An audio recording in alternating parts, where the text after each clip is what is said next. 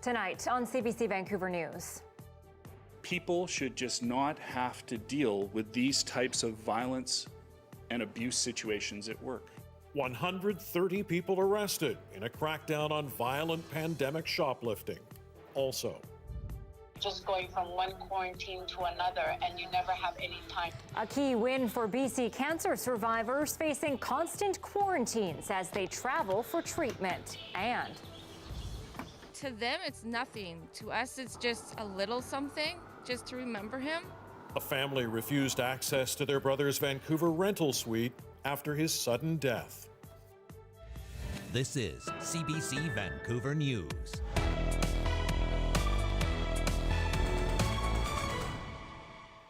Employees threatened and abused in downtown Vancouver businesses. Weapons of all kinds used in an explosion of violent shoplifting incidents. Many of them caught on security cameras, business owners and their workers fearing for their safety. Good evening and thanks for joining us. Businesses in downtown Vancouver have long had to deal with shoplifters, but recently it has been out of control. Police say there has been a 260% increase in violent shoplifting compared with last year. With businesses pleading for help, the VPD recently launched a crackdown. Many businesses in downtown Vancouver say it has never been this bad. They're used to dealing with someone stealing a sandwich or a lipstick, not this. Importantly, we've seen an increase in weapons being drawn, used to threaten our staff, such as knives, needles, screwdrivers, hammers, and even police batons. And to be clear, we're not talking about trivial and minor thefts here.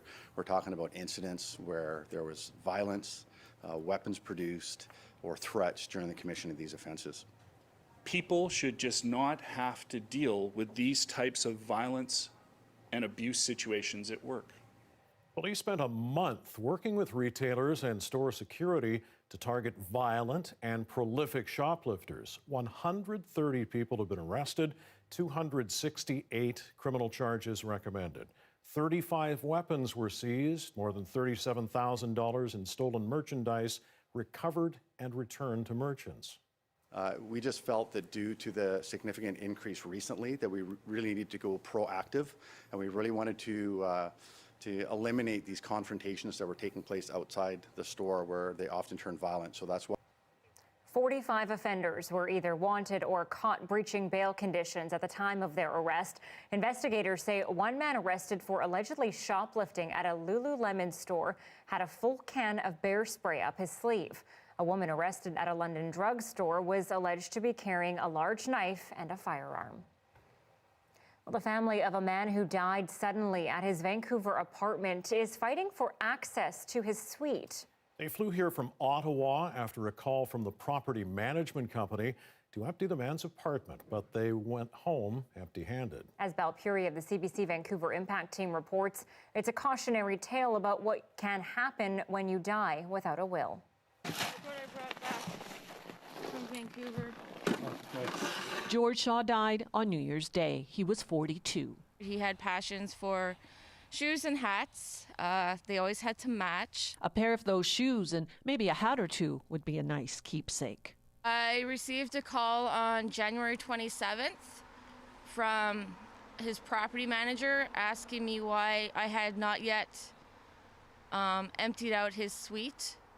I was caught off guard completely. Patricia Landstock flew from Ottawa to Vancouver and maintains that's when she was told she wouldn't be allowed to access the suite or its contents without being the legal administrator of her brother's estate. George died without a will.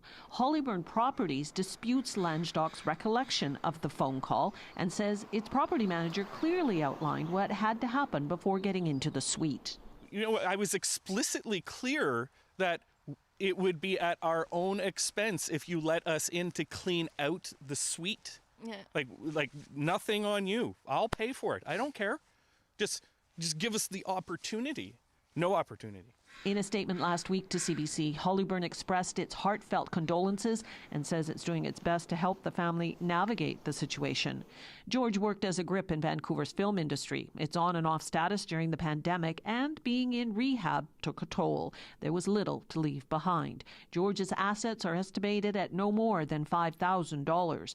Experts have advised family not to step up to administer the estate. A small estate like George Shaw's can be a big risk for an administrator, depending on debts and taxes owed. It can also be a long, costly process and simply not worth the effort. With no monetary incentive, many low-value estates are left to stagnate. Tenant advocates say it's a thorny issue. A tenant's family and next of kin has a reasonable expectation to want some of their belongings. At the same time, a landlord might have significant concerns about giving property that belongs to an estate to somebody who isn't a representative of that or administrator of that estate. A will wouldn't have reduced the risk for an executor, but it would have allowed access to George's belongings. Now they'll be stored for 60 days, then likely disposed of as the landlord sees fit.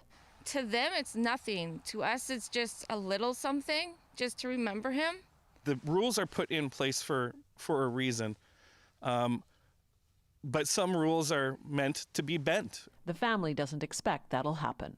So we have to find somewhere to put it. Belle Puri, CBC News, Vancouver.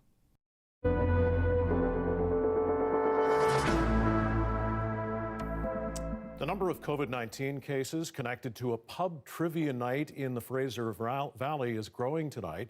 Health officials insist events like that aren't allowed. But as Susanna De Silva reports, those in the restaurant industry say the rules are not that clear-cut. This Port Moody pub remains closed after a trivia night led to COVID exposures. Their website saying staff and customers contracted the virus between February 2nd and 7th. The owner would not comment today, saying only they are waiting for an inspection from Fraser Health.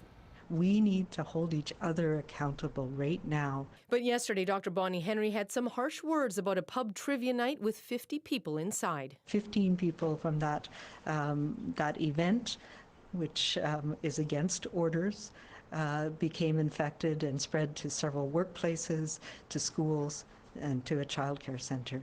Today, that number rose to 24 cases linked to the event, but those in the pub and restaurant business say it is frustrating to have a single event like this highlighted when the industry has seen few cases of transmission. Week after week and day after day, we see stories in the news about home gatherings and private parties and illegal nightclubs. That's the source of viral transmission. And then, law-abiding citizens can come out to our bars and establishments and pubs and restaurants and have a good, safe time out there, which is what happens in 99.9% of the cases. He says it is also not clear the pub actually broke any rules, adding many places have been holding trivia nights or showing Canucks games. The orders that we're operating under for our industry don't reference trivia whatsoever, because if you're sitting at your table and everyone is sitting in the bar, you can play games. But as soon as you start to promote that you're hosting something like a trivia night or having games night, then that becomes offside because it's considered an event. A lack of clarity that concerns the opposition. Every single small business I've talked to said, look, we want to do our part. We want to do what's right. We want to follow the rules. But it's not clear-cut what those rules are. This event comes with the backdrop of increasing cases in Vancouver Coastal Health and particularly Fraser Health. By having the case numbers down, it's a lot easier for us to go, okay, these ones are the normal ones. This is the variant we have to watch out for. So if we see skyrocketing numbers of cases, it just gets a lot harder for us to know which one's which and where to focus our attention. Representatives of restaurants and bars say they are now talking to the province to further clarify what is and is not allowed. Susanna De Silva, CBC News, Vancouver. And Dr. Bonnie Henry is reporting 3 more COVID-19 deaths in BC today. Our total now stands at 1,317. 427 new cases of the virus to report as the province's downward trend moves at a slow pace. BC's now recorded 74,710 total cases. Just over 4,100 of those are active. Hospitalizations are down 1 from yesterday, 232 people in care. 63 of them are in critical or intensive care. A bid from the province for an injunction against 3 churches defying COVID-19 orders has been denied by the BC Supreme Court. As Jason Proctor reports tonight, the province's Chief Justice isn't condoning the church's actions, but he believes the government can still use other tools of enforcement. Today's decision is a victory for the three churches, although a small one in their bigger battle against the health orders issued by Dr. Bonnie Henry last November. Those orders are still in place and they still prevent gathering to worship. And the three leaders of the churches can be fined if they insist on defying Henry, as they've done since late last year.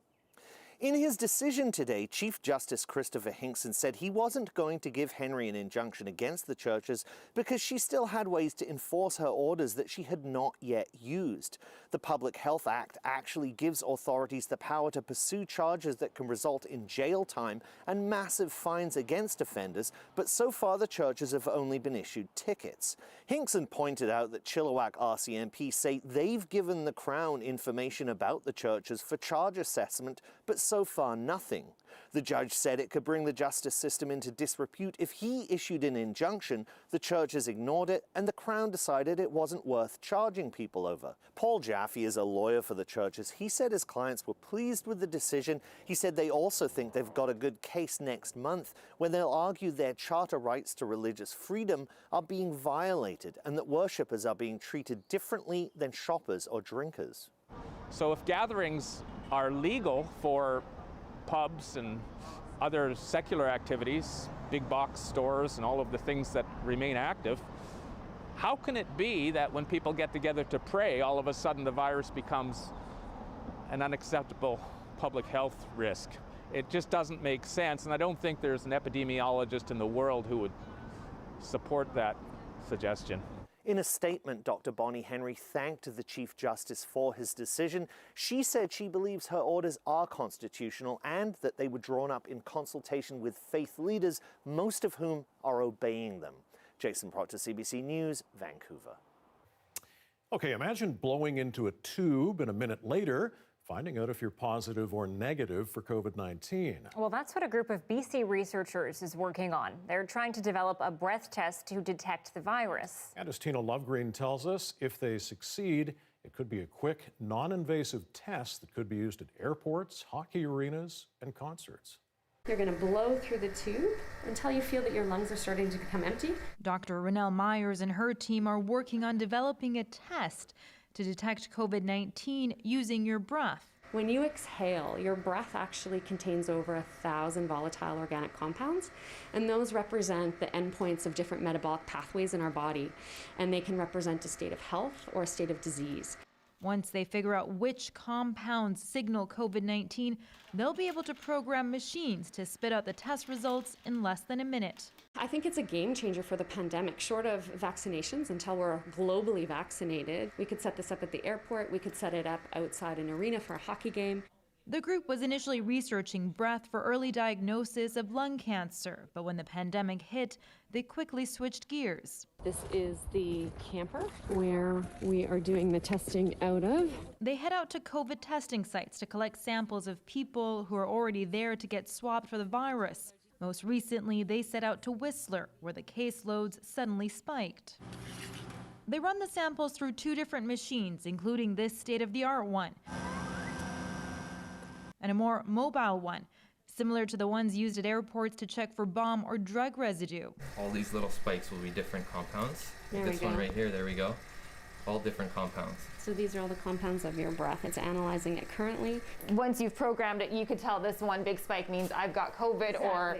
The researchers say they've narrowed down the COVID fingerprint to 5 possible compounds, but they need to gather a few hundred more samples to be sure. It's research and it's challenging, and a number of steps would have to fall into place before it hit prime time. But given the lightning speed in which innovation has moved throughout this pandemic, it's not out of the question, he says. The machines are super expensive. That is an issue, but again, I think, if it works, then there'll be competition to get the cost down. Breathing in potential to get this type of test running. Tina Lovegreen, CBC News, Vancouver. At least 2 BC cancer survivors are relieved tonight. They will no longer have to quarantine each time they return from the U.S. for treatment. The change comes after CBC News shared the women's challenges. Our Dan Burrett joins us now live with more on the changes and the relief, Dan. Our Corey Correa and Tanya Fletcher first brought these women's stories to light 2 weeks ago. Anna Nairati, who had stage 4 colon cancer, travels every month from Vancouver to LA to take part in a clinical trial she's been in for more than 2 years. Crossing the border means Nairati has to quarantine for 14 days every time she gets home. She gets about 4 days a month where she can be outside clinics and not confined. Nairati is considered cancer-free now, but if she misses a session in LA, she says she'll be cut from the clinic. She has pushed for an exemption to Canada's quarantine and testing rules, and yesterday, she got it. Ottawa now says patients who need medical treatment in another country will not have to quarantine nor get those extra tests. It makes our travel requirements much less onerous and makes life easier for us so that we can really focus on attending our treatments. Kimberly Muse was in a similar bind. She's living with stage 4 cervical cancer and travels every month to the same LA clinic. Along with the stress of quarantining each time she returns home to North Vancouver, she was also worried about the prospect of having to stay in a hotel at her own expense for 3 days while she awaits a COVID test. That rule kicks in February 22nd. She's now also exempt. 2 young kids that are age 7 and 10, and they're very active, and we love that.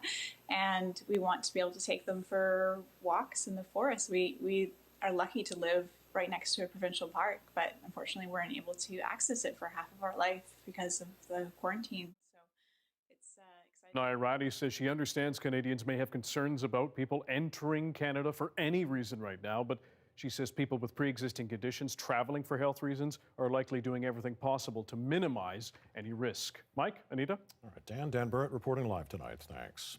Well, across the country, the overall cases of COVID-19 are dropping. This comes after a rise in the number of infections through the autumn and a peak in early January, with Canada's curve mirroring global patterns. Briar Stewart shows us what's behind this worldwide dip and what it means for all of us.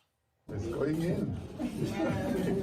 More countries launched vaccination campaigns today. In South Africa, Colombia, and Japan, the first few were given a shot.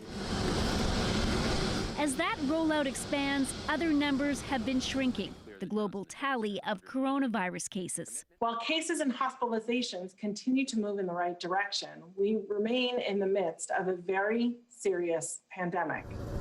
In the U.S., which leads the world for having the highest number of confirmed cases, new infections are down sharply, dropping this week by nearly a quarter.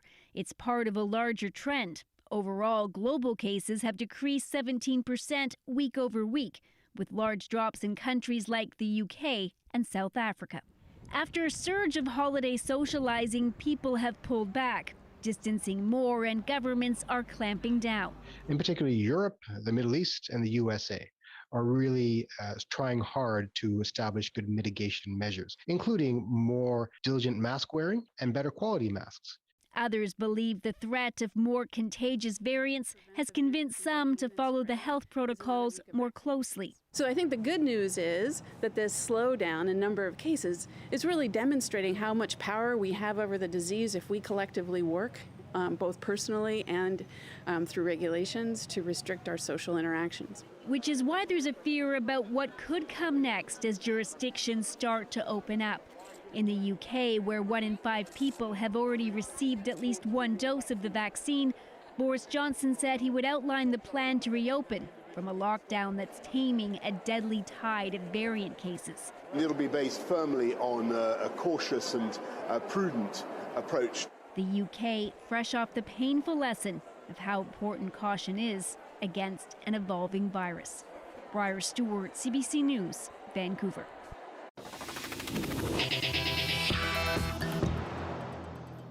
Several campers living in Vancouver's Strathcona Park were forced to move from the west side of the park to the east side of the park.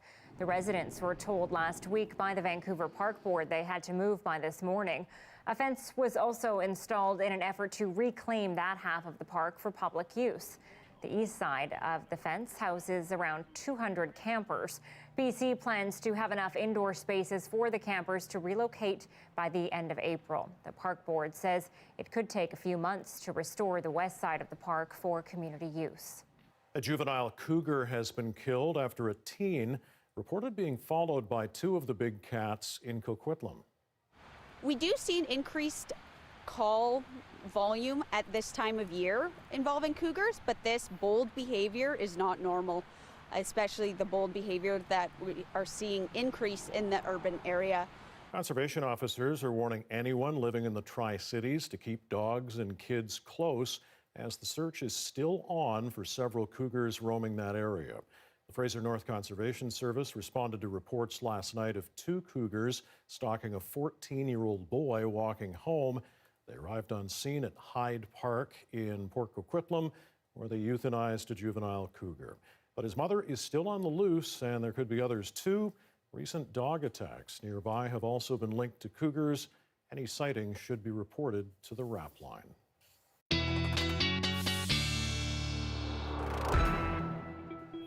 Meteorologist Johanna Wagstaffe joins us now with the forecast. I guess today was the last day to enjoy the sunshine, is that right? For the moment, yes. We do have increasing cloud as we speak, although you got to keep me posted if there's any glowing eyes after that last story coming out behind me. No kidding. Yeah, we do have an increasing cloud coming in, and not just rain, but the possibility of wet snow tomorrow. Let me show you what the temperatures look like. That's a big part of the story. Northwesterly, the system's coming from the northwest, I should say, so temperatures dropping with that northerly flow for right now and through YVR, but I actually think we're going to get down close to the freezing mark tonight. It was a beautiful day today. Temperatures were quite mild, but those clear skies that we're seeing right now and that northerly system will drop snow levels down to the point where we could see some wet snow across parts of Metro Vancouver, in fact, across the south coast, for tomorrow morning before we warm up. There's a center of that low offshore from Haida Gwaii. We're seeing strong winds for the north end of Vancouver Island. This will continue to push in overnight. So let's take an early look at how this will play out for us. Starting around mid-morning for Metro Vancouver, I'm going to pause you tomorrow evening. There's a lot of blue on that forecast model. So definitely looking to see some wet snow accumulations for higher sections of Metro Vancouver, the North Shore, higher elevations of the Tri-Cities, SFU, and definitely across the island, even the Malahat possible. There is a slight chance we could see some wet snow down to sea level, but things will change over to rain as we head into the afternoon. And I do have some sun in the long-range forecast as well as some double-digit temperatures, so stay tuned. We'll look forward to that. Thanks, Joe. Talk to you again in a bit. Well, Premier John Horgan is used to getting questions from the public online, but for another John Horgan, confused Twitter users, well, they had to be set straight today. A psychology professor at Georgia State University in the U.S. finally had enough of our provincial politics and let the world know he isn't the leader of the BC NDP. The real Premier Horgan took the opportunity to joke at this case of mistaken identity, question why he had so many Georgia State University psychology papers to mark. But in true Canadian fashion, John Horgan penned an invitation to visit BC when it's safe to do so to the other John Horgan. I learned about this via our Justin McElroy today. He tweeted, I think it was Justin. And Justin also has someone named Justin McElroy who frequently gets tweets. So, yeah. There's only one. There's only one. Okay, a reminder, you can also watch our newscasts live on CBC Gem. CBC Vancouver is also on Facebook, YouTube, and Instagram. Keeping up with the coronavirus, we'll find out why doctors are confident current variants won't have a significant effect on vaccine development.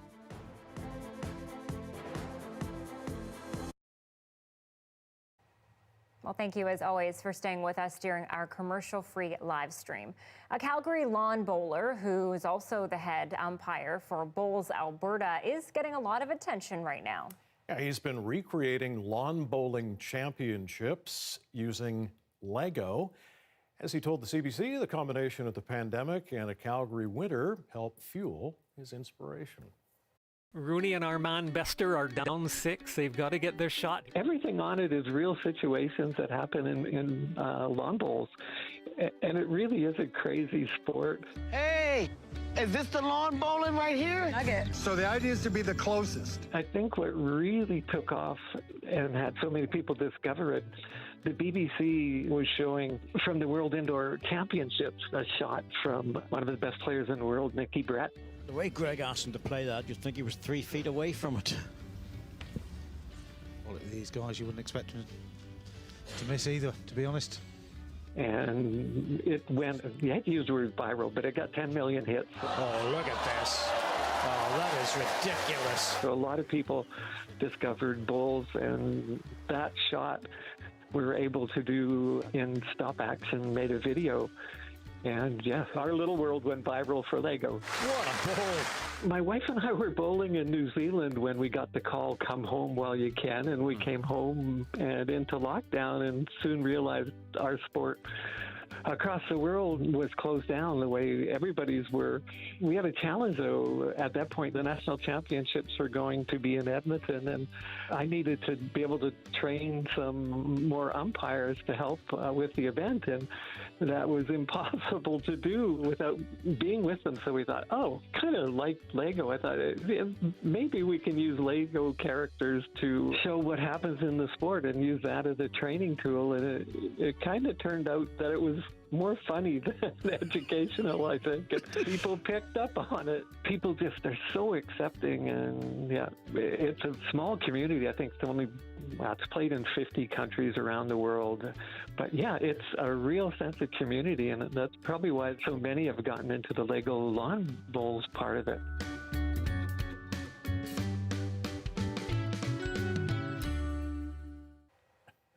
Is that CBC Lego there? It was a little CBC truck. Oh, well, there you go. Pretty cool. That's a good way to fill the time. Ever lawn bowled? I have not, but I'm interested in it. It looks a lot of fun. You? I have. It's actually hard. It's really hard. Well, maybe we'll have to get into it. A lot different than your standard 5 or 10 pin, that's for sure. No kidding. Yes. Okay, stick with us. We'll be back in a few moments. We've got more COVID-19 news.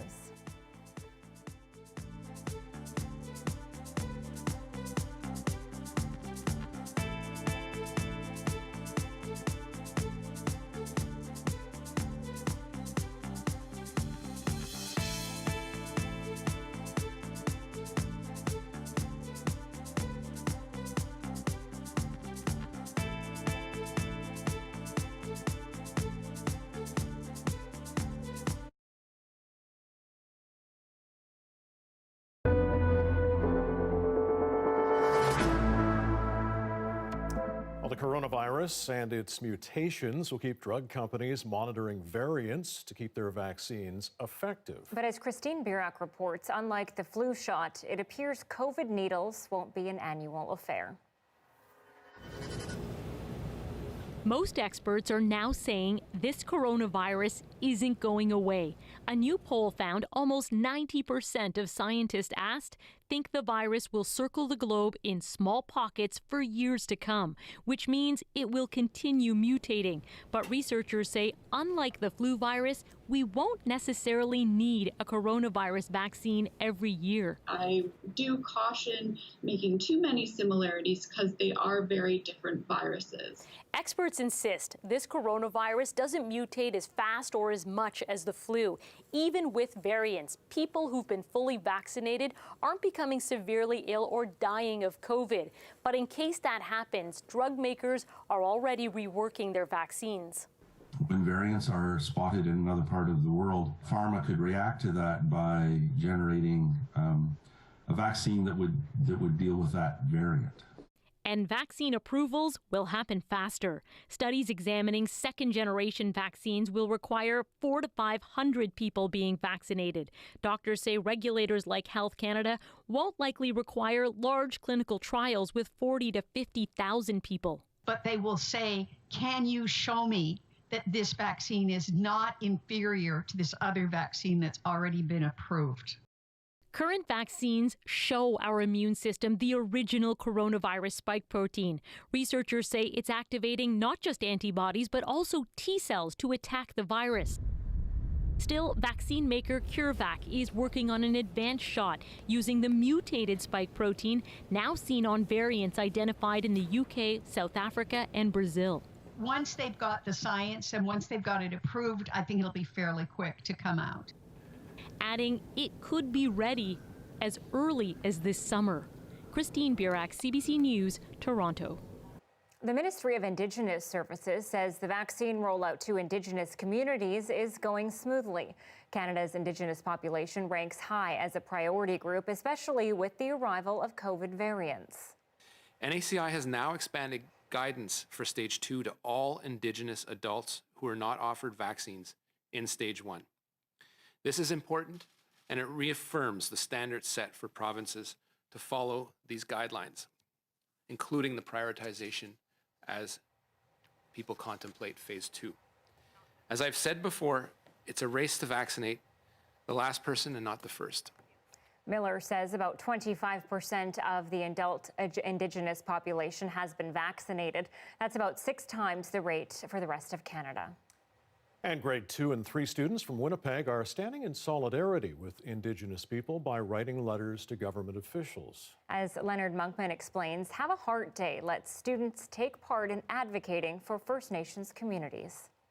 So today we're going to finish making our hearts. We're going to place this medicine on our heart. We're going to think good thoughts. And then we're going to all wear our pins to show that we have a heart for First Nations kids. These grade 2 students have been on a 2-week learning journey. This sage. Hearing about 5-year-old Jordan River Anderson and the principal that was named after him. He had a disease that he couldn't go home, and he needed lots of supplies to go home, but the governments were fighting who would pay it. The goal is to get the young students to think about what justice and equity looks like for First Nations children.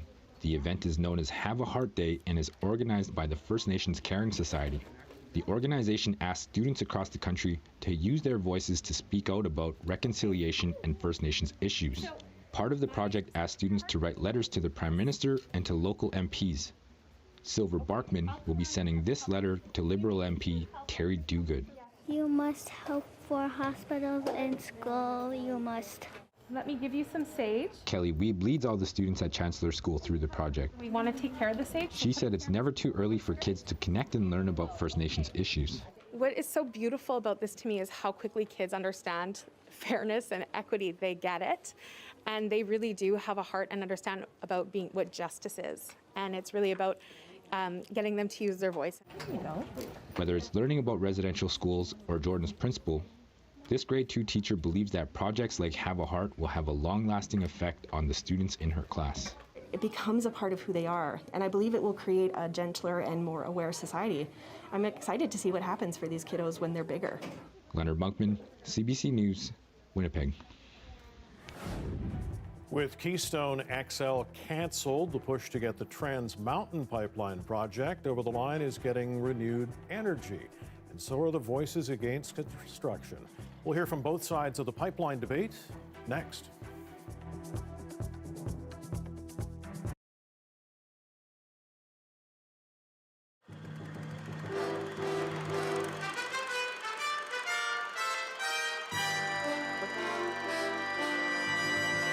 You're about to see a kind of rock and roll Cinderella story. It's about 6 musicians who played weddings, bar mitzvahs, and high school dances.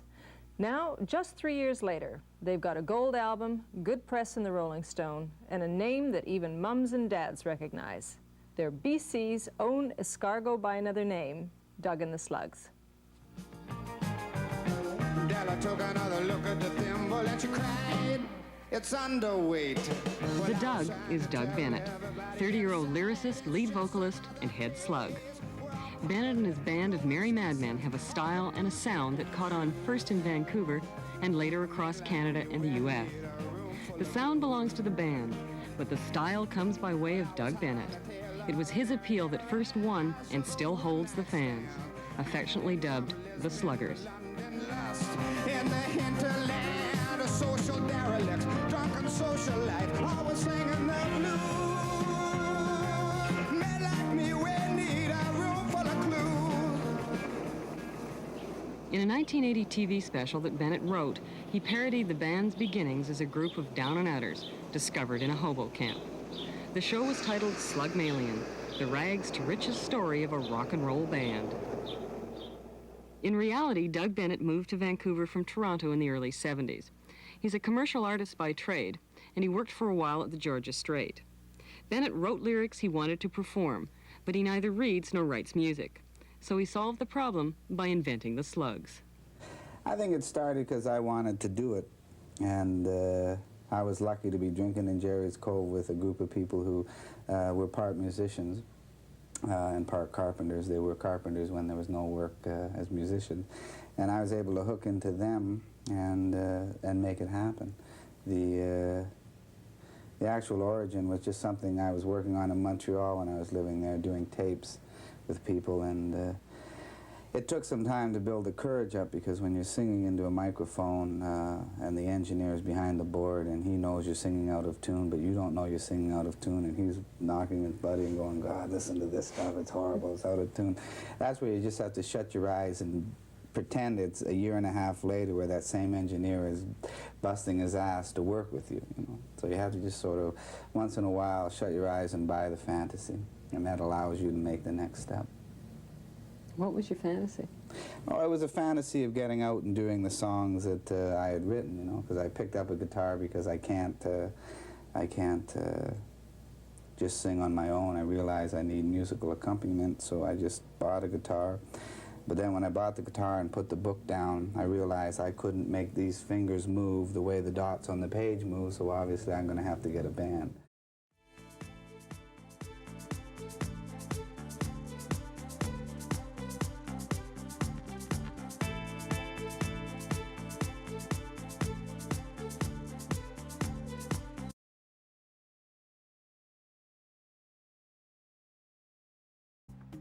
Here are some of the stories we're following tonight on CBC Vancouver News. Since the onset of the pandemic, we have not only seen a 40% increase in thefts, but violent incidences have also increased dramatically. 130 people have been arrested with nearly 300 charges pending, all related to a month-long crackdown on pandemic shoplifting in Vancouver. Police allege those arrested have used violence and weapons to steal a total of more than $37,000 worth of goods. It's just very difficult to stay positive and continue to stay positive when you're in constant quarantine. So I'm hoping that for many people, you know, it will simplify and make their travel journey easier. 2 BC cancer survivors being treated in the U.S. are ecstatic they'll now be exempt from federal testing and quarantine rules. Anna Nairati and Kimberly Muse have been traveling to Los Angeles monthly to take part in a clinical trial there. Each time they return to Canada, they've had to quarantine for 2 weeks, but no longer. The federal government has now changed the rules for patients needing medical treatment in another country. The Chief Justice of BC's Supreme Court has denied an application from the province for an injunction against 3 Fraser Valley churches. The churches are accused of flouting COVID-19 rules that prohibit in-person services. The judge says the province has other tools it can use to enforce the rules. He's also made it clear he's not condoning the actions of the churches. Well, work is finally restarting on the Trans Mountain Pipeline expansion at job sites around BC. The project was halted in December because of safety concerns, and now, with the cancellation of a major pipeline through the U.S., there's added pressure to get Alberta oil to international markets. As Greg Rasmussen reports from Kamloops tonight, opponents aren't willing to give in just yet, and a warning this report has some frank language. Getting back to the business of twinning 1,150 kilometers of the Trans Mountain Pipeline. Equipment here has been idle for nearly 2 months after safety concerns led to a project-wide shutdown. 7,300 people will get to work as construction scales up dramatically this year. We're seeing a lot of new businesses open, which is really good. The restart is a boost for local companies. Well, as much as it's a controversial project, it's a lifeline for our business community in Kamloops right now, especially while we're facing the pandemic. Another pipeline, Keystone XL, was supposed to ship Alberta oil to U.S. markets, but it was canceled in January. That leaves Trans Mountain as the best option to export Canadian oil to other countries. You can see 14 tanks they want to add to this facility. Environmentalists and Indigenous opponents are keeping a close watch. Their fight against the pipeline expansion and uncertainty over the project led the federal government to buy Trans Mountain in 2018.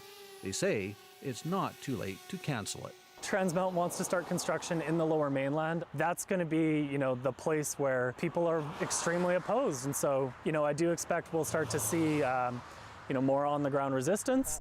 300,000 barrels a day go by. 300,000 a day right under this road. Yeah.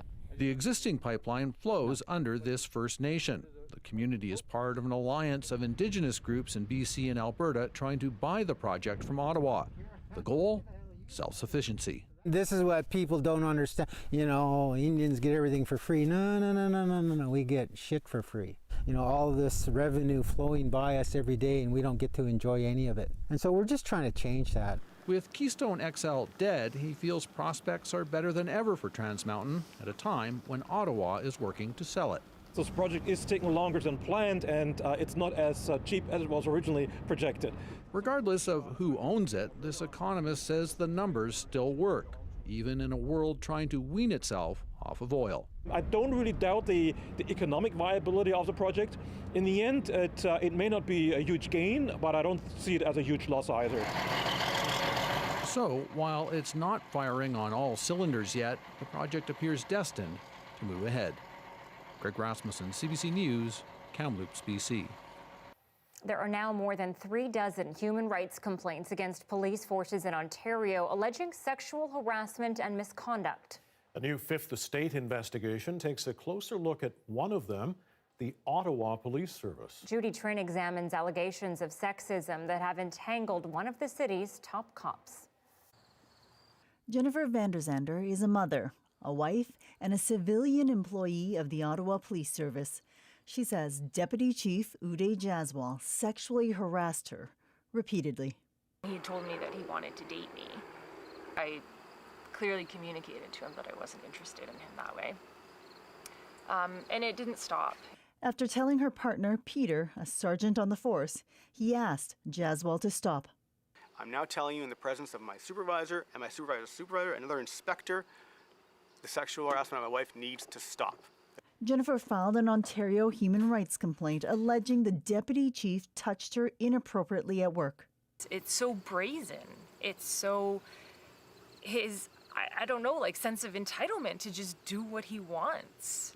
But the Vanderzanders soon realized that taking on power comes with a price.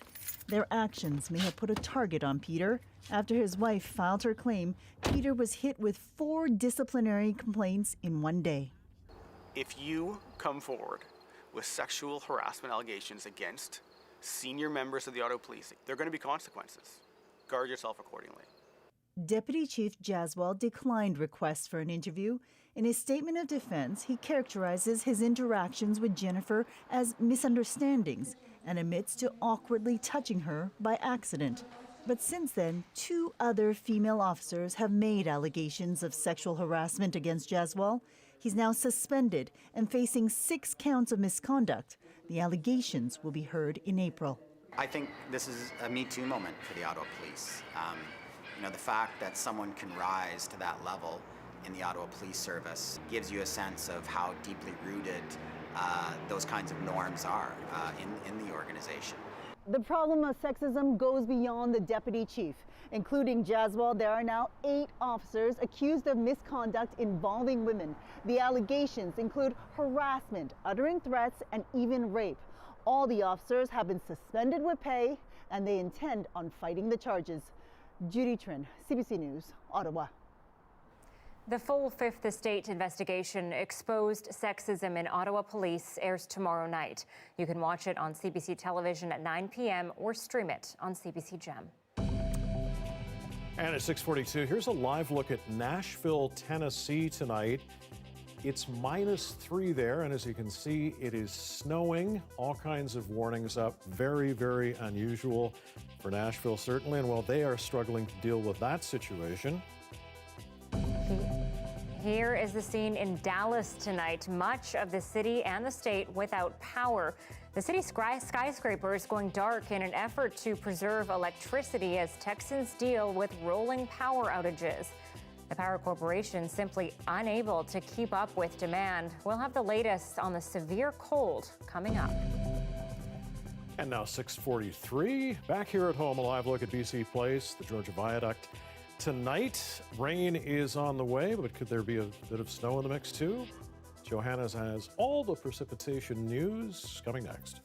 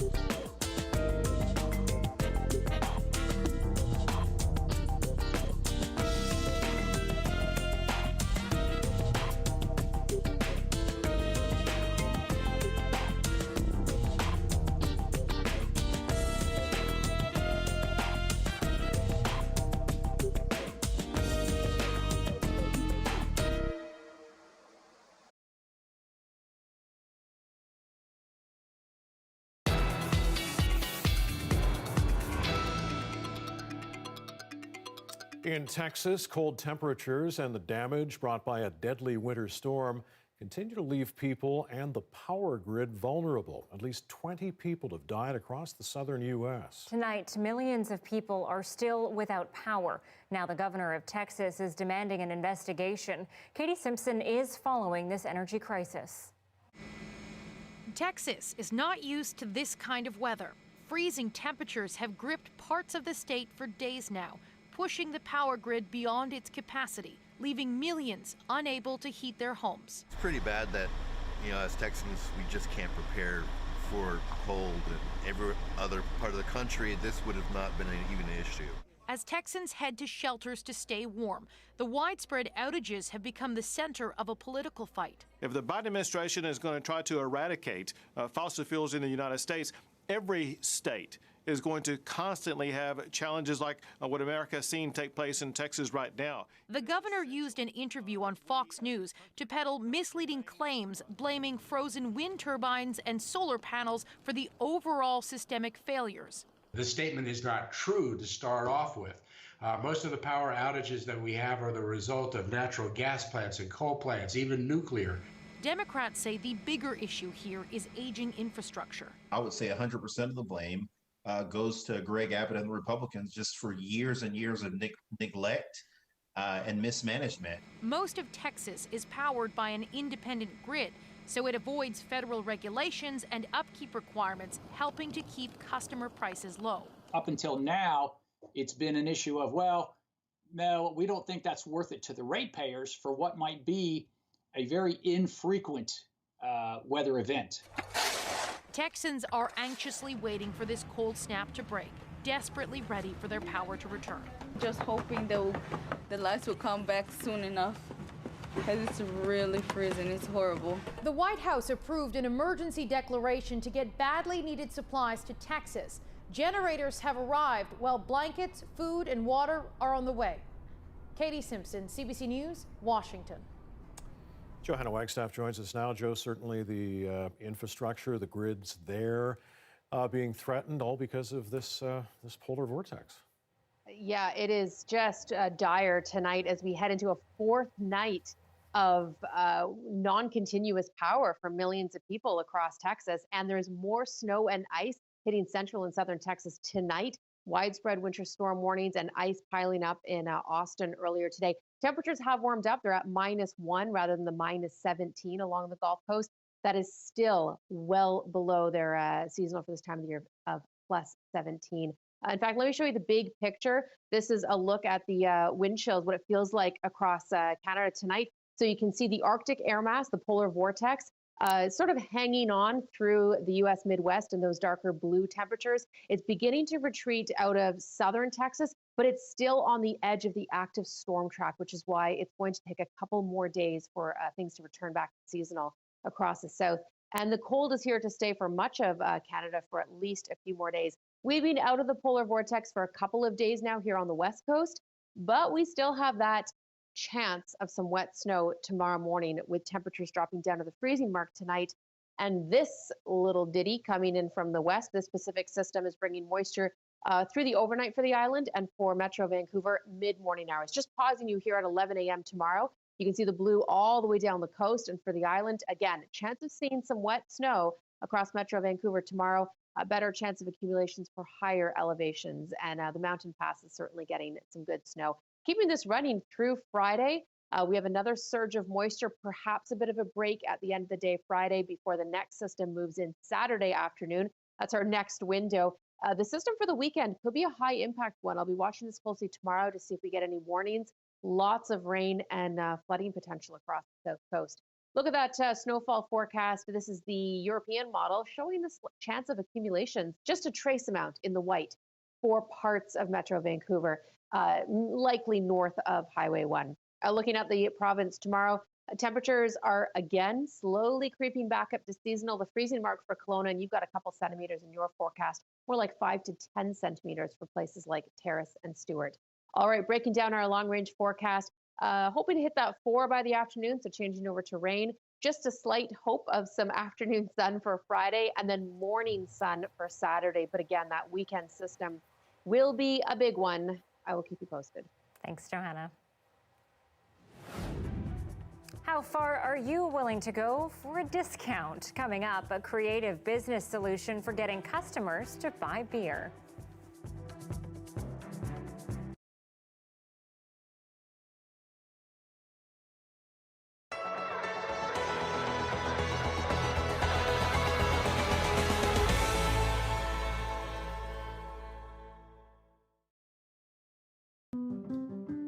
I have 2 young daughters who I really like to include in my daily practice.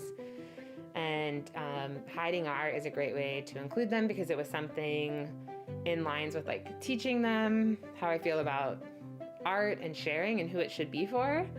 It's a way that I'm teaching them that daily creation practice is just a way of life, and it's not a financial path necessarily, but it's about creating and sharing what we have inside of us. Art isn't so serious. It can be something we just do for fun, and it doesn't really matter what the outcome is, and it doesn't matter who has it, and we can give it away and we can hide it. Just not even knowing who wound up with it is very fun and exciting and kind of thrilling in its own. So that's where the idea generated. As an artist, I produce a lot. I have to explore and experiment. I only can have so much stuff in my house, or can only sell so much stuff, and I don't want to throw that away. So it became a great way to repurpose material that still had value, and shouldn't be just in a landfill creating more waste. Hotel is unbelievably magical. My relationship changed with it after I was the artist in residence there this summer. I got to spend so much time appreciating the minute details, the old growth, everything. And so it just was natural to kind of start doing the art and found there because I'm there often and I go there often with my kids. So it's not really planned. It's just like a Sunday afternoon in the park and we'll go and hang some art at the same time. The work is really ranged. Like I said, it kind of stems from whatever I'm exploring in that moment. It's predominantly something small that you can take with you because I don't want to stop you from your hike or your walk in the park. So something you can tuck in a bag or your pocket or hold in your hand. Sometimes it's little sketches, sometimes they're original paintings, whatever's just happening that week in the studio. Art is like everything. It's like the air, it's like the land. Everyone can appreciate it. And I think the game of it, hiding the art, is a little bit of a gateway for people who have maybe felt closed off to that world. It's just like a little teaser of like, hey, there's this beautiful world that you can have, and it's right here waiting for you, and there's a lot of people willing to share it. I've had some lovely emails from people. Probably my favorite are the children that find it. They just feel very special to have this little original artwork. We don't always think of children wanting to receive art, but they really do love it. It's just really a fun game for me. I like not knowing where it's going. I like putting it out into the world and seeing where it winds up.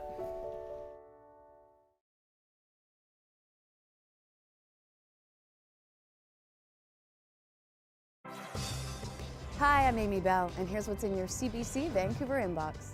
On March 8th, join Michelle Elliott and SFU Public Square in a conversation on COVID, motherhood, and paid and unpaid work. Learn more at sfu.ca/public square and subscribe now to Pieces, CBCBC's new original podcast. Go on a journey with host Jeremy Ratt as he grapples with his Indigenous identity and understands his past.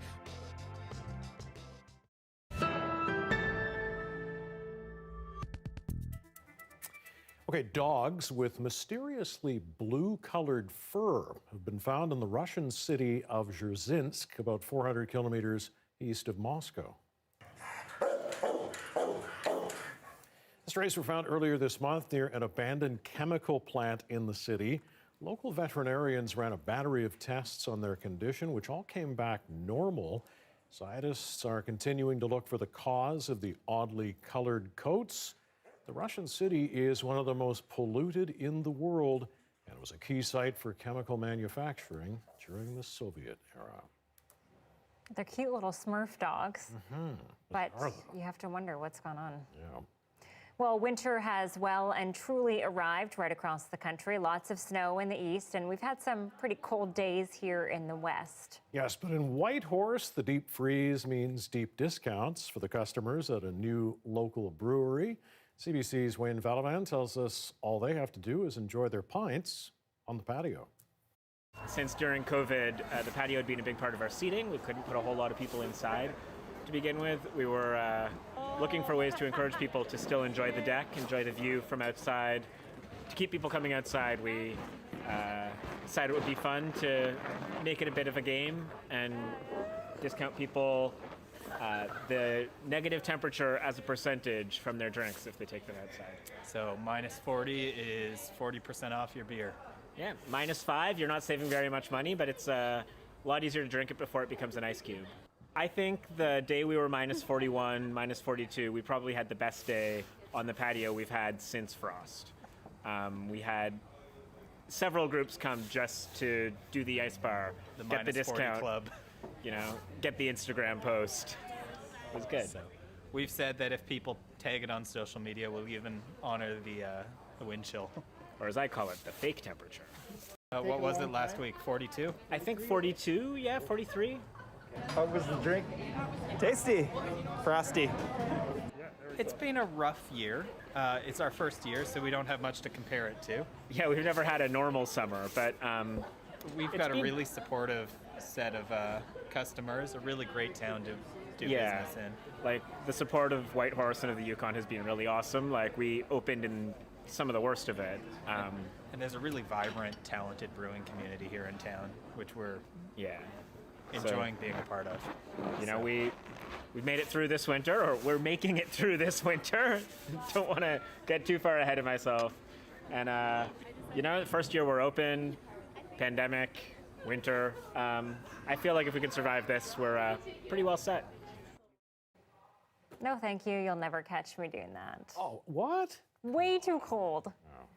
Well, it's a good promotion. They had me at beer, but -41, I don't know about that. I'm not sure how long you'll last. Yeah, exactly. Well, that's it for our program tonight. You can always watch our newscasts online anytime, cbc.ca/BC.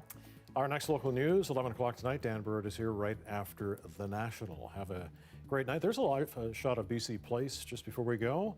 I'm told it's for Random Acts of Kindness Week. Rainbow for you to enjoy tonight.